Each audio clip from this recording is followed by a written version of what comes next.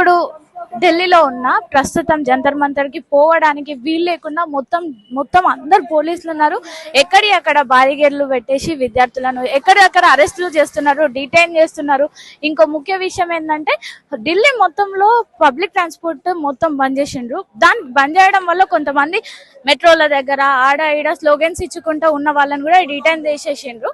ఇప్పుడు జంతర్ మంతర్ కి దగ్గర వచ్చిన విద్యార్థులను కూడా రోడ్ల మీద ఎక్కడికక్కడ కొడుతున్నారు. ఇష్టం వచ్చినట్టు లాఠీ చార్జ్ జరుగుతుంది, ఇష్టం వచ్చినట్టు నూకిస్తున్నారు, నెట్టుతున్నారు. దాంతో కొంతమంది భయపడి ముందుకెళ్తూ ఇంకా వేరే వే చూసుకుందాము వెళ్ళడానికి అని చెప్పి ముందుకెళ్తున్నారు. అభిజిత్ దిప్కే, ప్రకాష్ రాజ్ ఇంకా వాళ్ళున్న ప్లేస్ కి వెళ్ళడానికి వీలు లేకుండా ఆల్మోస్ట్ ఒక 2 కిలోమీటర్ల ముందు నుండి టియర్ గ్యాస్ వేస్తున్నారు. విద్యార్థులు భయపడుకుంటా ముందుకు పోతున్నారు. ఆ గేట్ లేకపోతే ఈ గేట్, ఈ గేట్ లేకపోతే ఆ గేట్. విద్యార్థులను అరెస్ట్ చేసి తీసుకుపోతున్నారు. ఇప్పుడే కొంతమందిని డిటైన్ చేసిండ్రు. ఇంకా కొంతమంది విద్యార్థులు రోడ్ల మీద నడుచుకుంటూ పోతున్నారు. టియర్ గ్యాస్ వేయడం వల్ల భయపడుతూ కొంతమంది ముందుకు పోతున్నారు. మొత్తం చెల్లాచెదురైపోయిన పరిస్థితులు మనం ఇప్పుడు చూస్తున్నాము.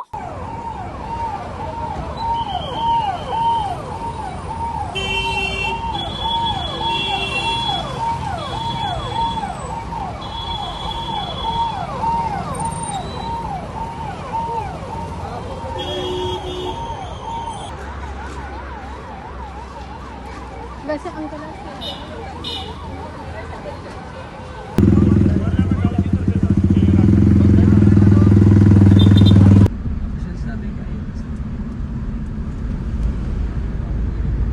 నాకు పడింది నాకు కొంచెం సేపు ఆడి పోలే నన్ను బాగా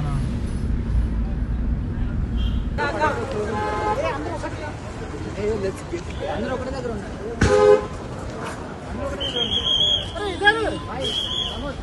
టియర్ గ్యాస్ డ్యామ్ అక్క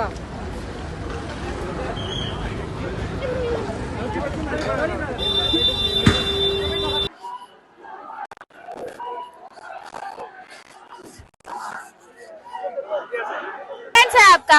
ये हमारा डिफेंस है, जैसे कि इधर इतनी सारी पब्लिक आई है, जैसे पेपर लीक हो रहे हैं, इन चीज का प्रोटेस्ट करने आए हैं. ओके, कितना क्लास है आप? मेरी 8th क्लास. यस. कब आए इधर? हाँ, कब आए?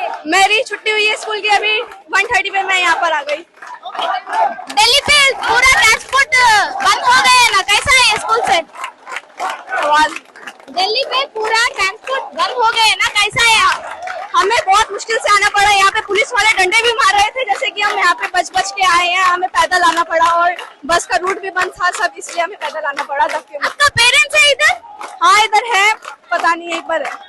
हाँ, पेरेंट्स आया? हमारे पेरेंट्स भी आए हैं प्रोटेस्ट करने.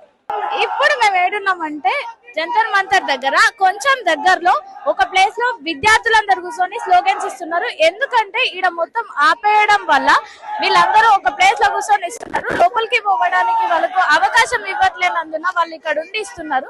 ఇంకో విషయం ఏంటంటే ఇక్కడ చూస్తే ఈడ ఇంకో విషయం ఏంటంటే ఓన్లీ వీళ్ళ నినాదం ఒకటే, ముర్దాబాద్ ముర్దాబాద్ అంటున్నారు.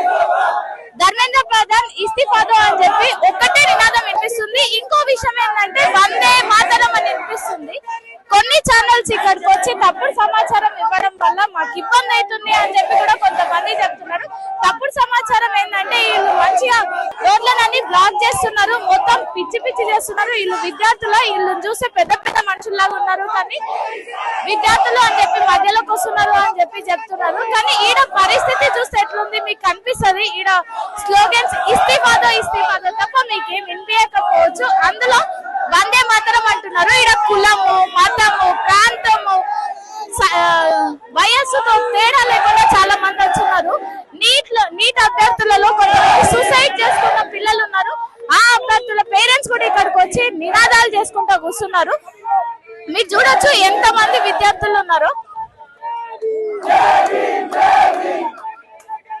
వీళ్ళు ఏమడుగుతున్నారంటే మన దేశంలో మాకు కావాల్సిన ఇంపార్టెంట్ అయిన ఎగ్జామ్స్ ని లీకేజ్ చేసింది మీరే, దానికి అకౌంటబిలిటీ ఎవరిస్తారు అని చెప్పి అడుగుతున్నాము. అయినా మీరు ఆన్సర్ లేదు అని చెప్పి వీళ్ళు మాట్లాడుతున్నారు. మీరే చూడొచ్చు, స్లోగన్స్ చూడొచ్చు.